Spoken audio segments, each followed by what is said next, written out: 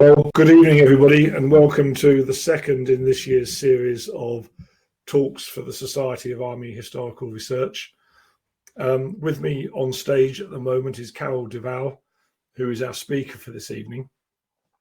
But I'm conscious that some people in the audience tonight will have not experienced the platform that we're using. So you'll notice that there is a chat box, and I'd like you, please, if you wouldn't mind, just to introduce yourself to other members of the audience. This evening's talk is being recorded, and a copy of the recording will automatically go out to everybody who has registered for the talk this evening. Now, over 80 people have registered for the talk this evening, and I can already see that there are over 30 people in the audience. At the end of Carole's talk, there will be time for question and answer session. And I encourage you to please write your questions in the chat box and write them down as they occur to you, please. If Carole then subsequently covers your point in her talk, then I won't put that question to her at the end. But it saves the unsavory scramble at the end of the talk while you're all trying to ham-fistedly type out your questions in the chat box. Carole's going to speak for about 45 to 50 minutes, and that gives us a decent time for questions and answers. And I really would hope to wrap up the evening's proceedings by no later than 8:30 this evening. There will be no talk next month because in April we have the Society's annual general meeting. But if I've set this session up correctly, when we finish this evening, I should be taking you to a page which shows the registration for the May talk, which will be given by the Reverend Dr. Peter Howson, the Society's secretary, who is going to give a talk on the role of the chaplaincy in the post-World War II reconstruction in Germany. Okay, I think that's probably enough. I'm seeing a lot of people introduce themselves. Demio works through your internet connection. So if you're having any problems with audio or visual this evening, then there are a couple of immediate action drills that you can take to resolve the issue. And I will be putting that in the chat box as a reminder to you. If everything else fails and you lose your internet connection, then please rest assured that you will get a copy of the recording. Okay, now this evening's talk by Carole is from the Napoleonic era.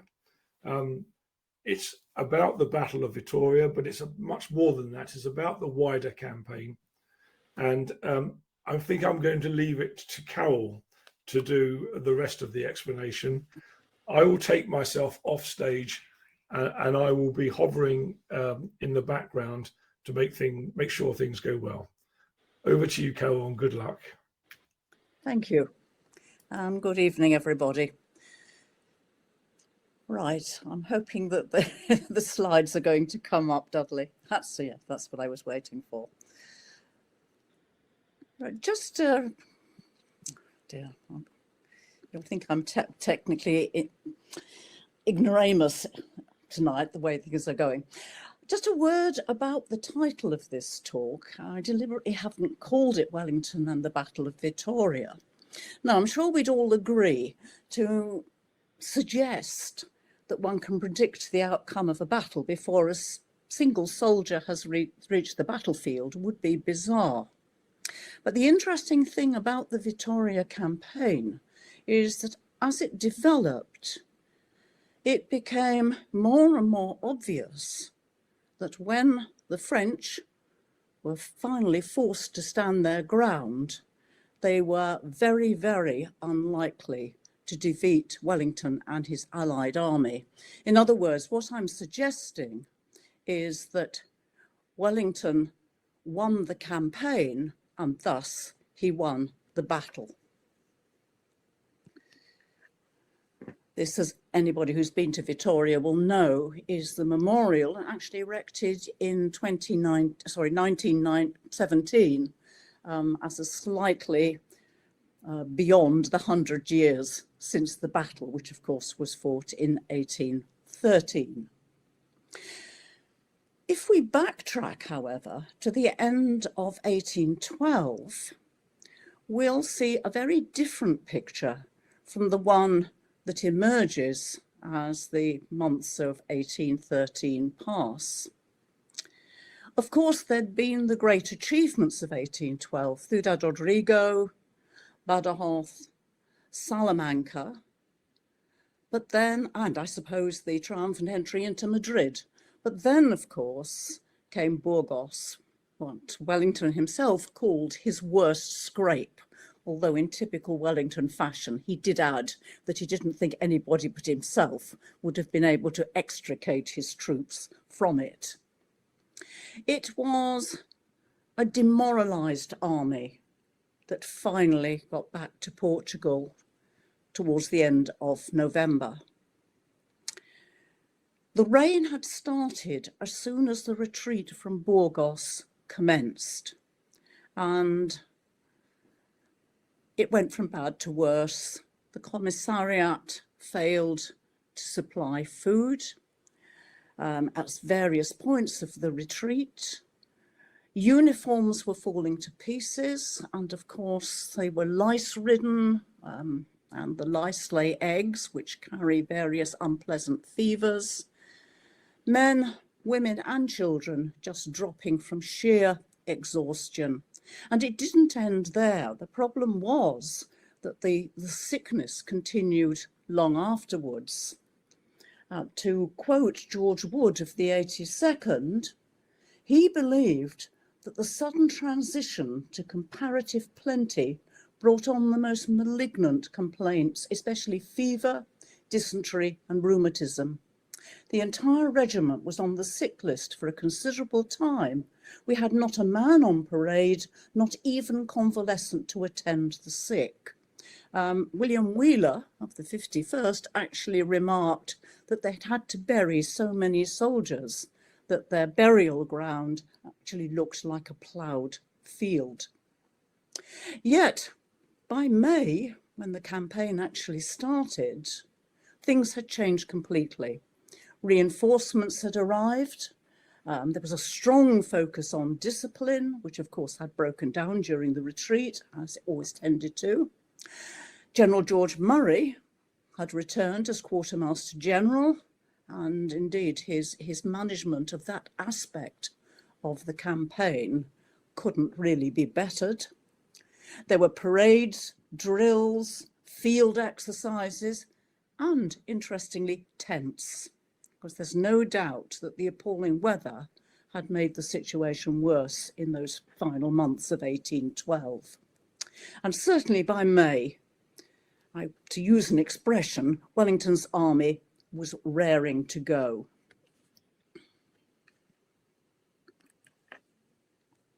To turn to the French situation, well, surely at the end of 1812, they must have felt quite pleased with themselves. Not according to General Foy, who wrote in his journal, "The campaign is over. Lord Wellington retires undefeated with the glory of the laurels of the Arapiles," that of course Salamanca, subsequently having returned to the Spanish, the country to the south of the Tagus, after we had to destroy our magazines, our materiel, our fortifications, in a word, everything that was a product of our conquest and could assure its continuation. It's a fairly honest summary of the French situation. Worse was to come as 1812 turned into 1813. The news of the Russian disaster came through. It had implications, of course, for forces in Spain. Napoleon had brought back a decimated army, and he would need reinforcements. There wasn't a limitless supply of conscripts. He would be calling on troops from the armies in Spain. It also meant, of course, that those armies would receive no reinforcements themselves. And this was to actually hang over the French, if you like, right through this campaign, the feeling that they were outnumbered by Wellington, who of course by now was commander of the Spanish armies and had a sizable Spanish presence in his allied force. The King of Spain, the so-called King of Spain, Joseph Bonaparte, was commander-in-chief, but he was nominally commander-in-chief, I think is the best way to put it. His chief of staff, Marshal Jourdan, the victor of Fleurus way back in the early 1790s, a man whom many felt was long past his best. When Marshal Soult, who was something of a bête noire as far as Joseph was concerned, was recalled to France late in February, to be followed by another bête noire, Caffarelli, commander of the Army of the North, Joseph had reason to be pleased, but it could be argued it actually left the French, for all Soult's difficult behaviour, in a worse position than they would have been if he had stayed there. According to Marshal Jourdan, just as Wellington was, they were concentrating on getting the French army ready to fight. And he wrote in his memoirs, nothing was neglected to put the army in a full state to begin the campaign. Supply depots, hospitals, workshops, and again, all the field exercises and so on that the Allies were carrying out.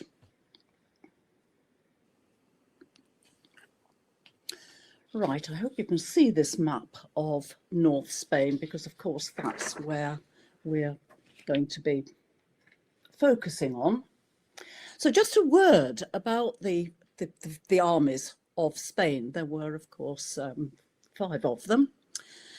Up in the northwest, we have the Army of the North, as I've said, originally commanded by General Caffarelli, but he was then replaced by General Clausel. We then have, as we move down, the Army of Portugal, have been misnamed, of course, since 1811, but still known as the Army of Portugal, under General Rey. And to the east, the Army of the Centre, commanded by General d'Erlon.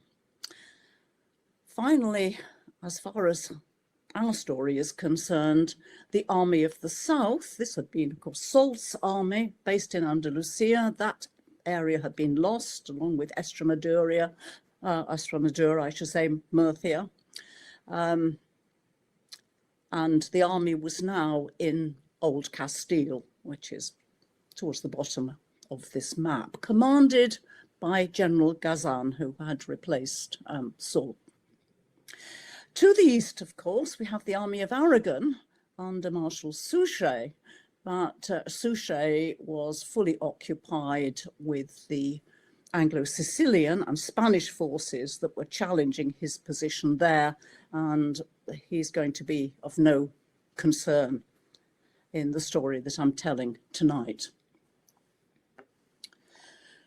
One of Joseph's problems was that he was constantly receiving instructions from Paris. The Minister of War, General Honoré Clark, would send instructions that made sense in Paris.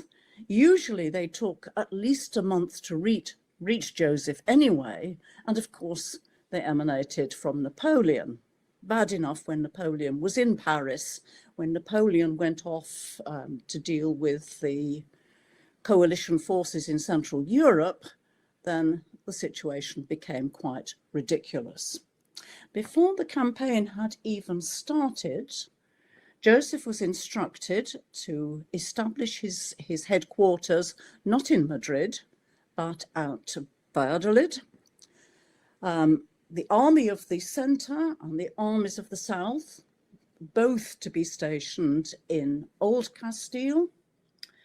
The Army of Portugal to move further north than it usually was, So taking it, I'm looking at the map, beyond Zamora. And the Army of the North, that was of no concern to Joseph. They had their own instructions, and Joseph was to just concentrate on those 3 armies that had been left. He was instructed to leave 1 division in Madrid, so there was a nominal French presence in the capital. And essentially, he was given 3 tasks. Although he didn't have any control over it, he was to make sure that the guerrillas, who were causing all sorts of havoc in the northwest, were to be defeated. He was to keep the Allies in Portugal, and most of the Allied army was in Portugal. Hill was down in Extremadura, but the rest over the border. And most important of all, he was to protect communications with France. This was making sure that the great road that ran up across the border, across the Bidassoa, on to Bayonne, and the means by which everything travelled between Spain and France was kept clear of Allied control.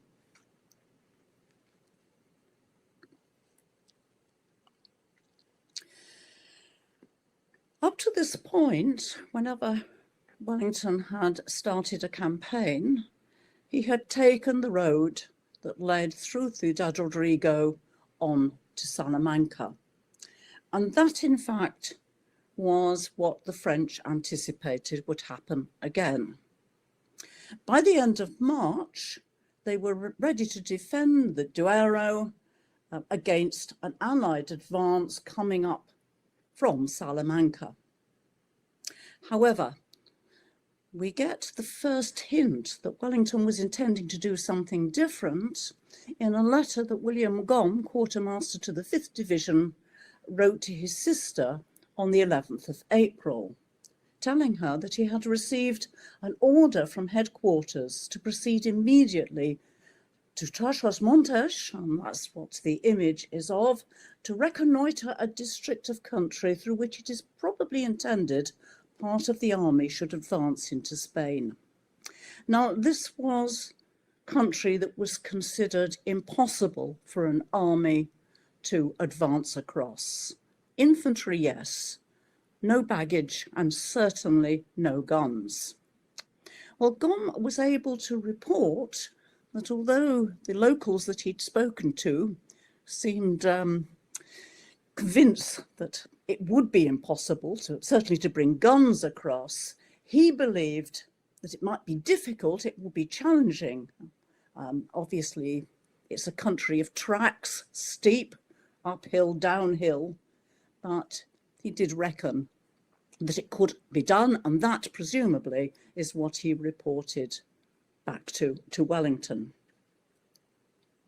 Now, the planned date for the start of this new campaign was the 1st of May, but one of the problems was that forage was still too scarce at that time to consider setting the army in motion, and it was in fact the middle of May before the campaign started. Now, just a word about this map, which I'm afraid you're going to be looking at for a few minutes. I do have the accurate map. I'll explain in a minute what I mean by that, but it's all in black and white, and I think quite difficult to see on a screen. So just to identify what we've got here, if we start with the line on the left, that is the Spanish 2 divisions of the Galician army under General Giron. Then we have the red line, that is General Graham's advance. The black line, which in the key actually says who is this, is the headquarters advance. And then we have a red line down the bottom, which we can ignore for the moment, and the greenish line, which is the Allied right, General Hill, and the blue arrows, notice, moving much, apparently much straighter lines than the Allies, are the French. And I'll leave that on because it does give some indication of how the various columns of the Allied army were advancing. In mid-May, General Graham, with 6 Allied divisions, 2 independent Portuguese brigades, began to cross the Douro. And this, of course, was so that he could get into this wild country of Trás-os-Montes. Meanwhile, Hill in Estremadura called in his troops, his 2nd Division, and the Spanish forces of General Murillo, which was the 4th Andalusian Army, and an independent Portuguese brigade of General Silveira. On the 18th of May, the French seem to have had the first suspicions of Wellington's intentions. It seemed fairly obvious that he was going to advance to Salamanca. They knew nothing, it has to be said, about Graham's activities at all. And when Wellington himself, on the 22nd, left his headquarters, left Portugal for the last time, and with the light division marched, as you can see, that's the lower red line that joins Hill's, marched to join Hill, then yes, their suspicions were confirmed. They were clearly making for Salamanca. On the 24th, the French received definite news. The Allied headquarters and troops were across the Agueda. They were heading for Salamanca. Ray did suggest, from his watching position, in Braganza,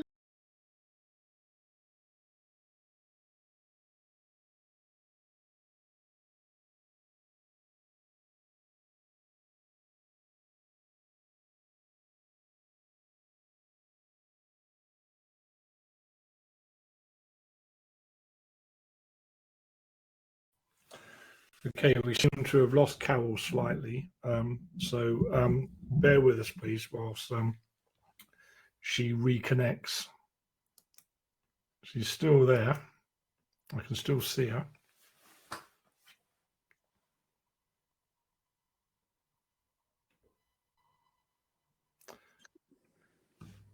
right. All right, we lost you slightly, Carole. Yeah, am I back? Yeah, you're back. I'll leave the stage again. It just went. I have no idea what caused that. Right, as I was saying, General Ray did suggest that there might be troops up at Braganza, which of course is right at the northern border of Portugal, and also on the Esla. But he was assured that these were merely commissariat looking for supplies.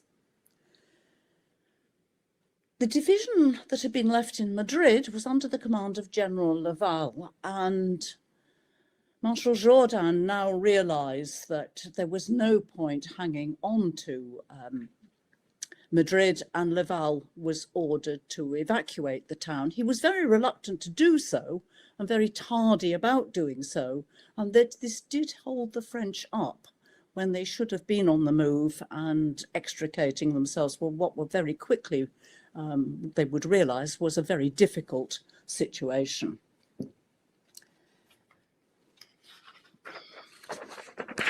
On the 26th, the general holding Salamanca, General Vilat, realised that the Allies were actually there just across the river and abandoned the town. He had to fight a very determined fighting withdrawal to get away, but the French were out of Salamanca.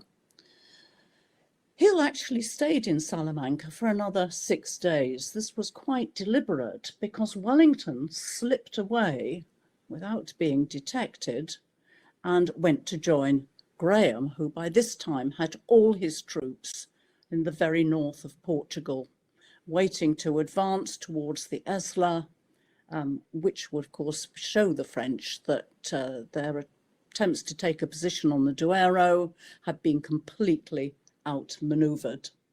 It's worth saying, actually, in passing, and Marshal Jourdan makes quite a lot of this in his memoirs, that whereas Wellington was constantly fed information about French movements, although the French paid quite a lot of money, they didn't get much accurate information. They spent a lot of their time guessing just where the Allies were, what Wellington was doing, which of course worked very much to his advantage.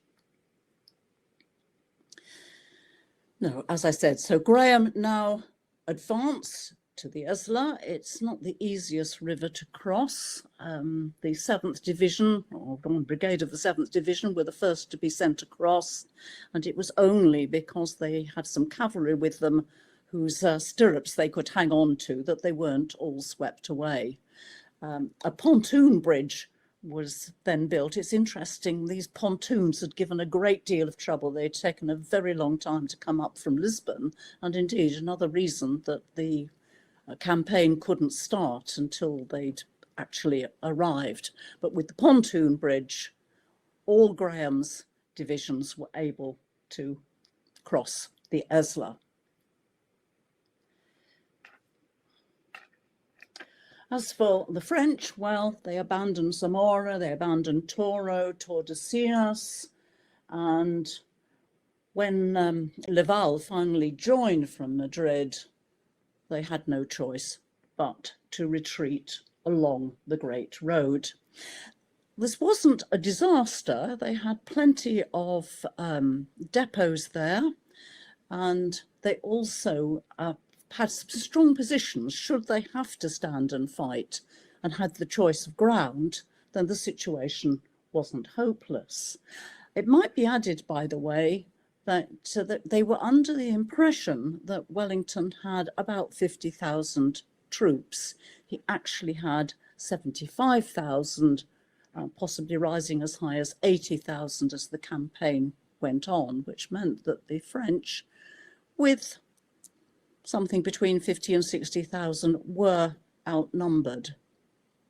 The situation was made worse, in fact, when not only was it made clear to Joseph that he could not summon Clausel to come and support the rest of the other 3 armies, but that 2 of Ray's divisions were to be sent to help Clausel. Napoleon was fixated on the idea of defeating the guerrillas. It overwhelmed everything else. He underrated the size of Wellington's force, and if we believe his comments on the eve of Waterloo, he underrated Wellington as well.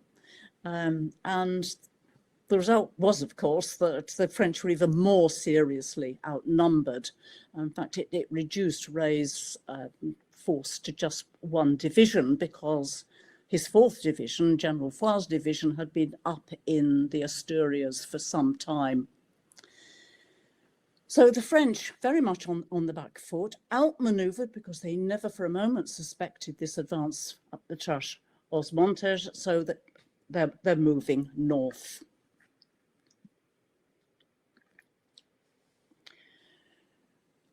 And to push on a bit, keeping an eye on the time,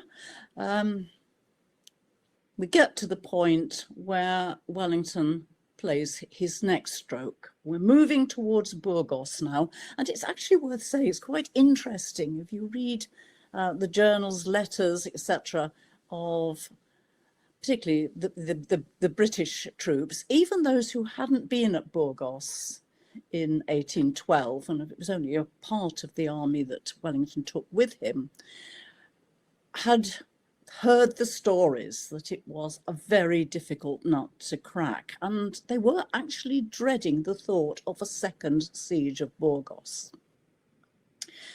Well, Joseph established his headquarters, Burgos. He was, by the way, hampered by a very large civilian convoy.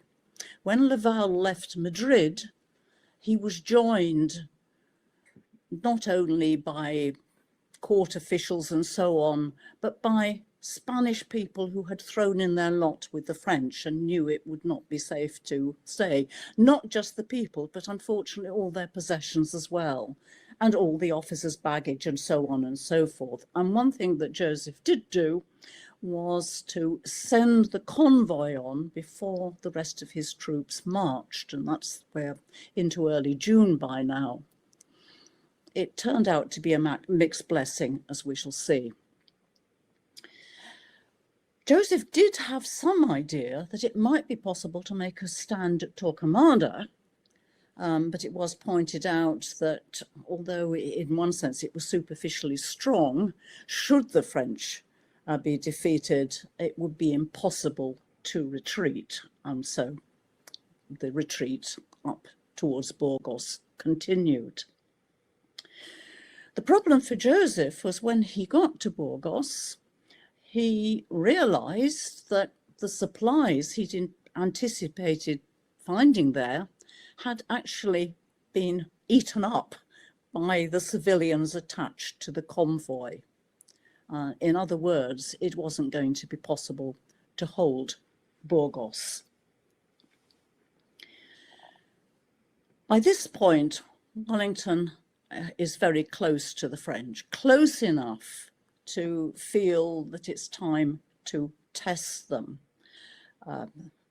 The force that he came up against was the force of General Rey, which of course was the smallest by this point. And not for the last time, Rey had to fight a withdrawal and a very brave withdrawal in order to extricate his troops. Joseph now took the decision that it was impossible to hold Burgos. They would have to continue the retreat. To the shock of quite a lot of the Allied diarists and letter writers, early in the morning, and I'm checking the date because I have no memory for numbers, yes, I'll find it in a minute. Apologies for this, but I should memorize dates and I can't.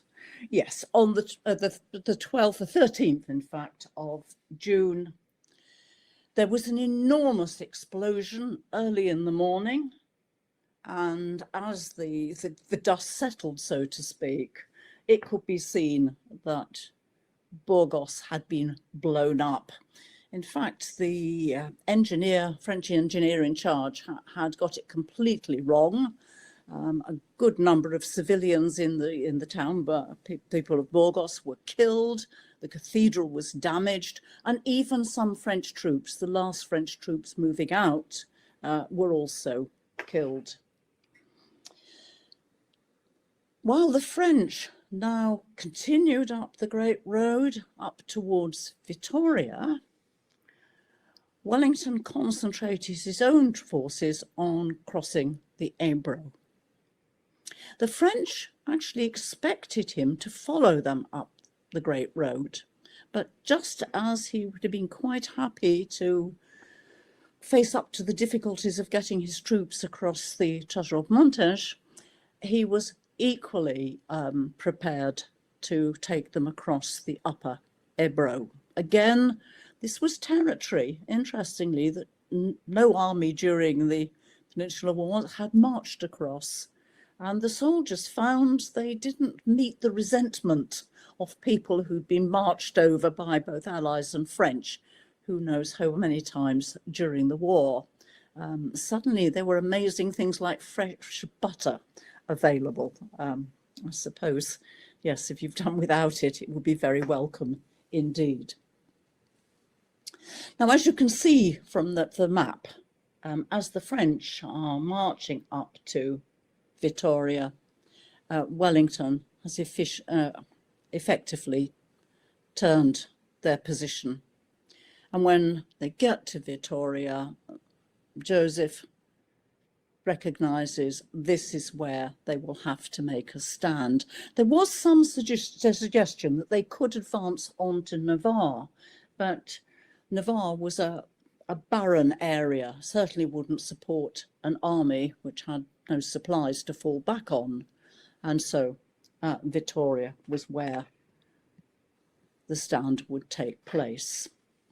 This is Andrew Leith Hayes, who had been a prisoner of the French. He'd been taken prisoner way down south in Toledo, held in Madrid, and brought by Laval all the way up to Vitoria, where he was treated rather better by General Gazan, who accepted his parole. And this is his impression of the battlefield. At the head of a long valley is the town of Vitoria itself, as you can see there. The valley is about 12 miles long from Vitoria down to the Puebla defile, which is where the French troops marched through.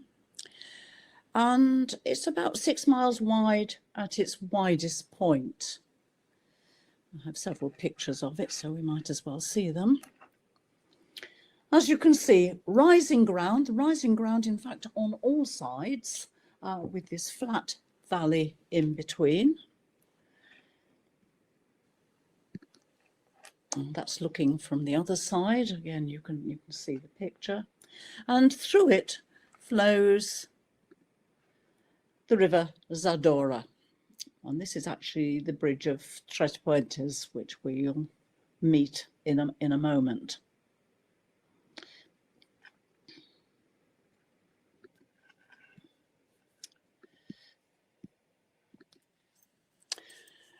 Right, I'm jumping ahead now. As I say, I'm very aware of the time. This will be the actual dispositions on the 21st of June, when the Battle of Vitoria is fought. But I should have said, and I'm rather missed out, as the British pushed the French back into this valley, there were two actions. General Graham, who was on the left and would remain well on to the left as the army swung round, was sent on a route that took him to the town of Osma, where General Ray had been sent to watch for Allied movements on the north bank of the Ebro.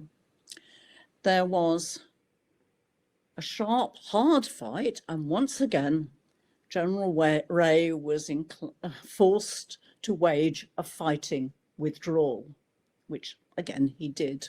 And he was then the man, and by this time I should add that his two detached divisions had rejoined, took the French up to 61,000. He guarded the defile at Puebla as the Army of the South and the Army of the Centre marched through, then went through himself, again having to hold off Allied troops. It just so happened that one of Ray's divisions, General Morcune's division, had been further west along the Ebro. As they moved to rejoin Ray, who should they run into? The light division at San Milan, and they were definitely put to flight, such as made it back, reassembled in Vitoria, where Joseph decided that the civilian convoy had to be got out of the way before any battle took place, and it was Morcune, with such of his troops as had managed to join him, who was the escort for that convoy. Morcune apparently, again according to Jourdan, had done nothing but complain and criticise all the way through, so I think there might have been a personal element to Joseph's decision to send him away, whether when you think about it, perhaps not the most sensible thing to deprive himself of troops. Right then, so we're now at the 20th of July, when unfortunately Marshal Jourdan was taken sick, and it was Joseph, never much of a soldier, who was left with the positioning of the French troops. And as you can probably see here, we have two lines. We have the Army of the South, nearest the bottom of the valley, the defile. Then we have the Army of the Centre behind them. And originally, General Ray, who of course, as you can see from this diagram, is posted along the Zadorra, actually formed a third line. And it was on his own initiative on the evening of the 20th, suspecting that there were Allied troops advancing from the Bilbao road, which in fact there were, changed his position and took up the position you see here on the Zadorra. Now, Wellington spent the 20th reconnoitering and came up with a four-pronged attack. Now, as the red squares are on this map, they're more or less going into action. But in actual fact, on the day, if we work round from the right, Hill's troops were on the far side of the defile. The centre, the headquarters centre, under the active command of Lowry Cole, were further along the Zadorra. Then we have the centre left under General Dalhousie, that's consisting of the 3rd and the 7th divisions, and right out on the left, as I said, advancing along the Bilbao road, we have General Graham with the 1st and the 5th divisions. That's a ghost slide. It's most peculiar where that one keeps coming from. Get on, will you? Right, I'm jumping a little bit ahead here, but so I'm trying to move quite fast. Hill started the battle. This was the plan. Hill would start the battle. He would ascend the high ground, excuse me, from the Allied perspective on the right side of the valley, the Puebla Heights, and also send one of his divisions on the lower ground. I should point out that the valley was studded with villages, and it was also crossed by trenches. There seem to have been drainage trenches, so this was not a battle where cavalry was going to be of much use. Once Hill had established himself on the heights, that would be the signal for the right centre, that's to say the troops under Cole, the 4th and the Light Division, to begin their advance, while Dalhousie, who had the longest distance to cover, was to start as soon as he heard gunfire. And once Dalhousie was on the move, Graham was to take his cue from Dalhousie's advance. Well, Hill was successful. It was a fierce struggle, but he did take possession of the Puebla Heights. Callahan's division, meanwhile, was advancing on the lower ground, taking possession of a couple of the villages. And this had the desired effect that it persuaded Jourdan to feel that the attack was going to come from the French onto the French left. He actually sent one division from the Army of the Centre, Cassan's division, out on the Logroño road because he was convinced that's where the Allies were actually advancing. He didn't, of course, move all his troops, so that when Cole began his advance, the problem was that although there were fords and bridges, plenty of them across the Zadorra, they were all guarded. All right, that's really what I've just been talking about.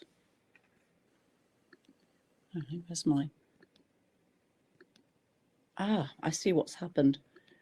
Sorry, there should actually be an image there of Wellington being informed by a Spanish peasant that one bridge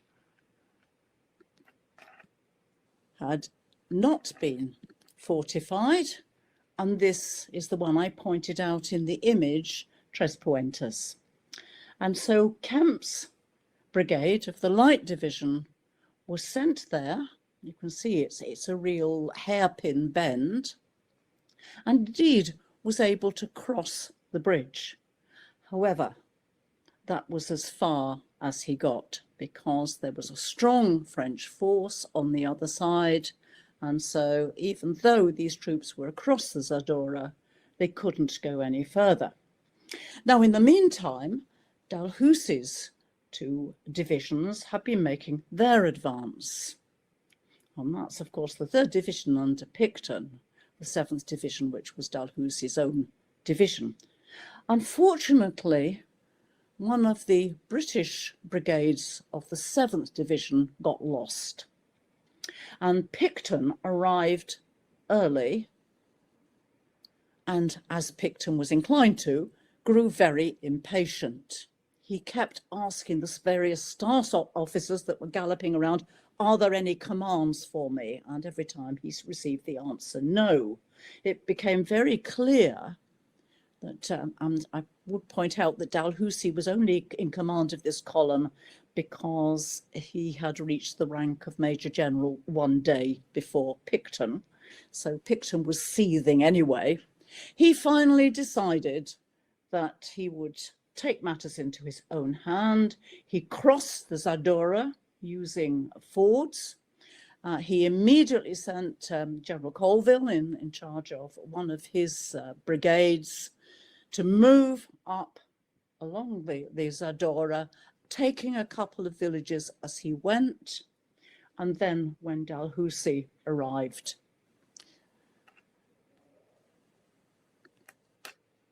more could cross the Zadorra. And this is basically what I've been talking about. I'm going to leave General Graham out of it for a moment. I'll come back to him in a moment.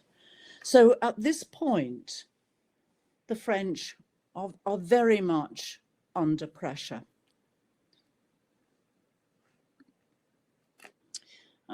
As an image of the French under pressure, I suppose you might say. The centre is now pouring across the Zadorra. The French have started pulling back, so those bridges have become passable. Dalhousie's and Picton's forces likewise coming back, and the things are looking pretty grim for the French. One of the interesting things in this battle is something that didn't happen very often. It certainly gladdened the heart of Lieutenant Colonel Alexander Dixon, and that was an artillery duel. There actually was a point where the French artillery and the Allied artillery were quite literally firing at each other. Allied fire turned out to be stronger than French fire, and gradually the French guns likewise had to be pulled back. I don't need that one again. Right, let's now turn to General Graham. Now, one of the problems with Graham is it's possible to interpret his actions as overcautious. He received an instruction from Wellington that he was to move, as I've said, in cohort with Dalhousie, but he was not to push too far forward. What the order didn't explain what too far forward actually meant. The result was that Graham, first of all, sent the 1st Division, and you can see them, the shorter arrow. They came in contact with General Saru's division from Ray's army, and there they stopped. Meanwhile, the 5th Division and an interesting Spanish unit under the command of General Longa, these men were guerrillas, very successful guerrillas who had only recently been turned into regular soldiers. Now, the 2 arrows are actually the wrong way round. The red arrow should be pointing to Gamara Mayor, and the orange arrow to the bridge at Durana. Interestingly, although there was a fierce fight to take the village of Gamara Mayor, and it was the 4th Foot that finally forced their way in, they could not get across the bridge. The French forces on the far side definitely held them at bay. But Longa, up at Durana, who was actually, interestingly, confronted by a Spanish force in alliance with the French, did manage to get across the bridge and hold the road. And this was crucially important because this was the road by which the French, if they had to retreat, could retreat, taking their baggage, their guns, etc., etc. So in a sense, it was Longa, really, who deserved the glory from that left column, although perhaps it was easier to get across at Durana than Gamara Mayor. By now, the French are in full flight. They cannot follow the road that would have taken them away safely and easily. It's a matter of galloping across country. Even Jourdan had to abandon his coach and get on a horse and gallop away. As has happened several times, it's Ray who holds the position to the end. He's the last to withdraw, and when he finally joins the French many miles away from Vitoria, it's getting on towards the middle of the night.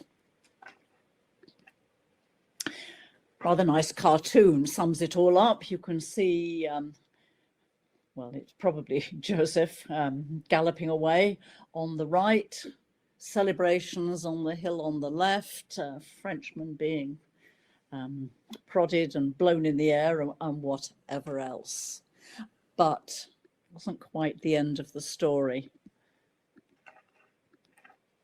Oh my goodness, sorry, I'm having trouble getting this thing to, yes.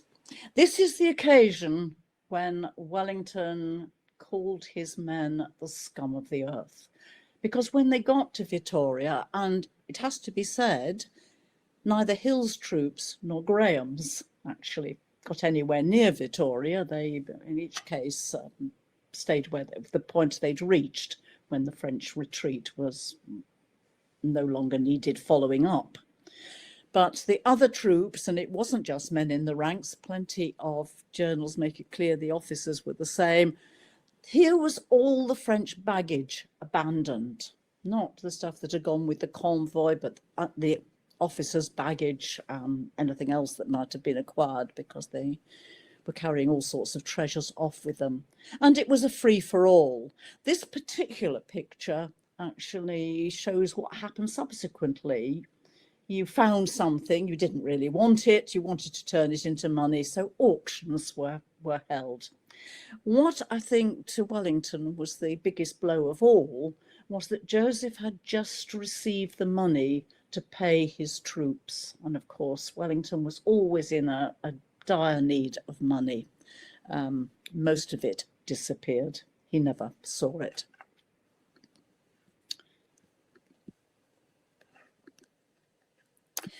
Right, that brings us to the end. Sorry about a bit of self-promotion, but I couldn't resist it. My husband always used to tell me I didn't do enough of it, so that brings us to the end of the story. And what I hope I've managed in this rather hurried account to show is that really the French were, to use an expression, always on the back foot from the moment that the bulk of Wellington's army got across the Chasles-Montège and swung round to cross the Esla. Their carefully prepared defensive positions were of no use to them. They had no choice. It has to be said that Joseph did eventually disobey the orders he was receiving and sent for Clausel. And here is, I suppose, one of those ironies. Clausel actually wrote to Joseph 2 days before the battle to say that he had just left Pamplona. He was on the road to Logroño. The trouble was that Logroño itself was 2 days' march from Vitoria. Joseph sent an urgent message to Clausel saying, come straight to Vitoria. He reckoned that Wellington would find the advance from the routes he was following difficult to get to Vitoria. It would give him 2 days' grace. In fact, of course, he only got one. And in actual fact, the message never reached Clausel. Clausel turned up not right into Vitoria, of course, but close to Vitoria 2 days after the battle, 2 days too late to have any effect. Right, thank you very much. Thank you. Thank you very much indeed, Carole. There are a number of questions, and please. And there is time for more. Oh dear. But if I ask the first question, and it's from Chris, he asks, how beneficial to Wellington's advance to Vitoria had been his previous sorties into Andalusia and understanding of the ground in prior years, compared to the multiple French armies' prior experience? That's an enormous question, isn't it? And off the top of my head, I'm not quite sure what's meant by prior experience of the French. It's obviously a comparative question. Sorry, I might be nitpicking about here.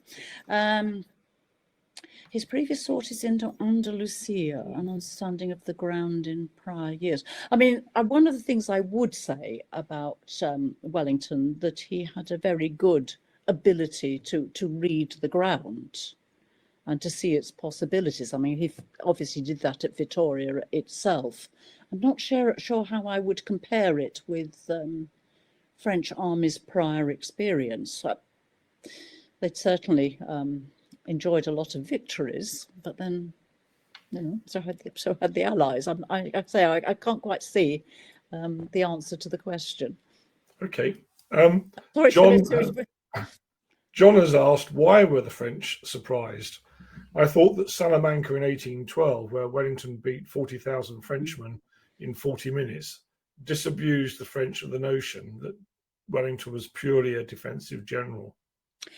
I think there's an important difference, actually, between Salamanca and Vitoria. I mean, I do agree, and certainly, of course, General Foy, who seems actually to have, he certainly wasn't anti-British.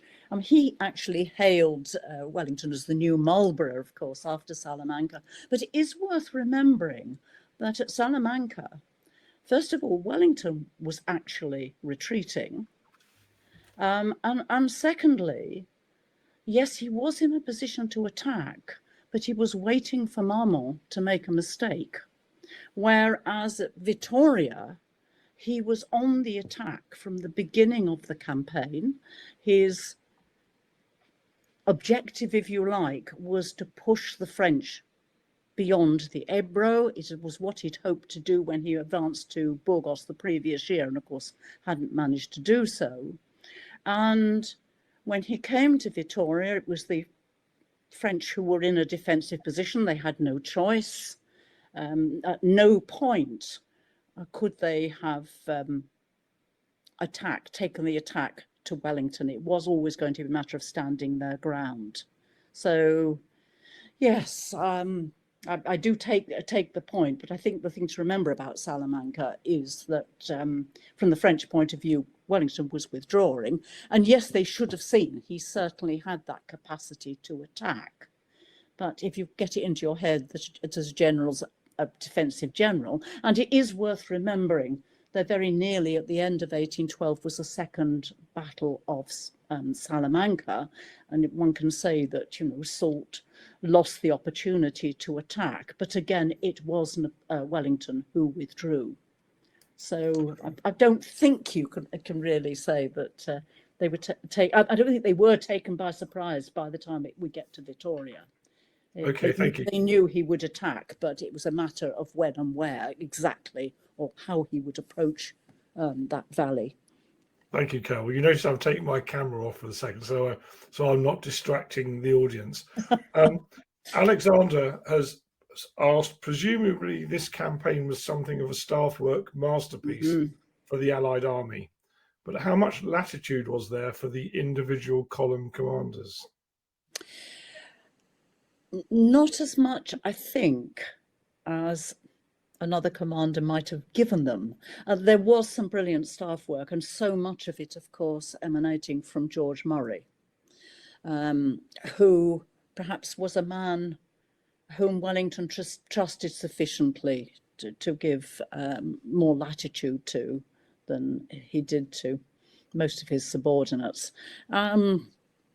If you look through his dispatches, supplementary dispatches, general orders, and so on, they're always very specific. And I don't think Hill, Graham, and of course the headquarters column was under Wellington's direct command, were inclined, as the situation evolved, to want to do anything of their own initiative. You could argue the only person who did was Picton, when he was determined to cross the Zadorra without waiting for orders to do so. No surprise. Thank you. Robert's asked the question, did Wellington initially expect to fight at Vitoria? I don't think so. I mean, he expected to fight somewhere. And I suppose, I've never seen anything actually to answer that question with any certainty. He knew that sooner or later the French would have to stand and fight. Either that, or they'd be back across the Pyrenees, which would mean they'd abandoned Spain completely, forgetting Suchet for the moment. So, no, it was a question of waiting to see, I think, where the French would actually make a stand. Okay, thank you. We've almost exhausted the questions. I won't put this one up because it's from me and I can't write it quickly enough. Being a former provost marshal, you say that Wellington was disgusted with the behaviour of his troops after Vitoria. Yes. Was the provost marshal actively engaged afterwards? And not as far, because in fact there wasn't much time before the army was on the move again. The 5th Division, I'm trying to think who the other division was. Sorry, I got off the top of my head, but 2 divisions were left behind, but they weren't the divisions that had actually got involved anyway in the looting that went on. What I do know is that orders must have gone out, because I think it's John Green, if I remember correctly, 7th Division, who describes how, having found more money than he'd ever seen before in his life, on the march, once the army had recovered, the officers were going round, everybody was having to empty their knapsacks, and anything that shouldn't be there was being removed. So, but there were no mass hangings or anything like that. No sort of mass floggings either that I've ever come across. There wasn't the time, quite honestly. The important thing now was to keep the pressure on the French. And although, of course, Soult would stage his Pyrenean fight back, French power in Spain and Portugal was finished. Well, thank you very much indeed, Carole. That's the end of the questions, I think. You deliberately not opened the chat box, so you're not able to see the applause and the congratulations that's flooding in now. That's very kind. And some very kind comments and deserved comments. It's been a very enjoyable and illuminating talk this evening. I'll just quote Magnus, who says, I now understand the Battle of Vitoria much better, and now to sort out Boitzen. Is it Boitzen is how we pronounce it? Again in 1813. So thank you, Carole, for tonight's talk. Just a reminder that there will not be a talk next month because it's the Society's AGM in London, which you are all invited to attend if you can. And the next talk will be on the 18th of May, when the Reverend Dr. Peter Howson will be giving a talk on the chaplains and their role in the post-World War II reconstruction of Germany. Once again, if I've set this up correctly, when we finish tonight, you should be taken to a registration page. But anyway, we will send out the registration details over the next couple of weeks. And thank you very much indeed for your attendance. A reminder that the recording goes out to everybody who's registered, and you should receive it later on this evening, and certainly no later than tomorrow morning. So, Carole, once again, thank you very much. And I'm going to draw stumps and see you all again in May. Bye-bye. Bye.